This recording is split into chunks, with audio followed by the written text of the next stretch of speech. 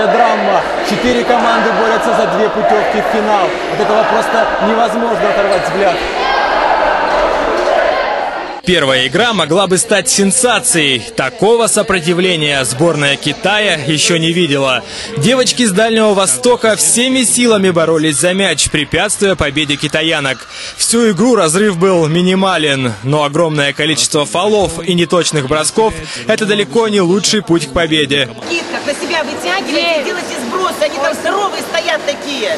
Их нужно обыгрывать техника. А вот сборная Китая, наоборот, в очередной раз продемонстрировала довольно чистую и уверенную игру, используя ошибки соперников в свою пользу. Пожалуй, именно это стало ключом к их успеху. Если честно, то очень обидно. Всю игру мы старались выиграть, отпахали и проиграть 13 очков. Я считаю, что, конечно, обидно, что мы проиграли, но мы достойно играли. И я думаю, это для нас будет плюсом. Итоговый счет 66-53. Первые финалисты – команда из Китая. Мы бы хотели встретиться в финале самой сильной команды, ведь мы приехали, чтобы улучшить свой уровень и победить.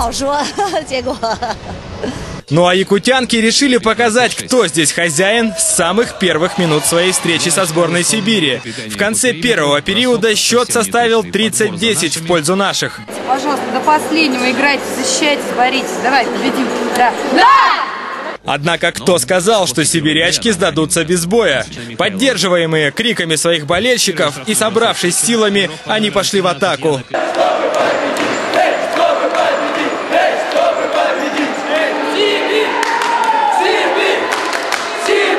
К середине игры они сумели сократить отставание до 10 очков.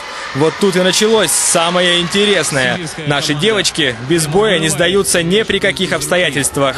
Под давлением и криками болельщиков Сибири, поведение которых сложно назвать спортивным, они проявили чудеса выдержки и в очередной раз показали, что достойны финала. Сегодня мне понравились именно команды как команды. Команда Китая, команда Якутии сыграла в свою силу, они и обязаны так играть, судя по своим составам. А команды Дальнего Востока и Сибири сыграли, может быть, где-то и выше чуть-чуть своих сил. Большое им за это спасибо. Завтра итоговая встреча с Китаем. Команды настроены только на победу. У нас равные шансы с Китаем, потому что соперник очень интересный. В росте они нам не уступают, в массе они нам не уступают. То есть будет очень интересно сыграть, попробовать свои силы. А удача, как говорится, она всегда везет сильнейшим. Надеюсь, что это будет на нашей стороне.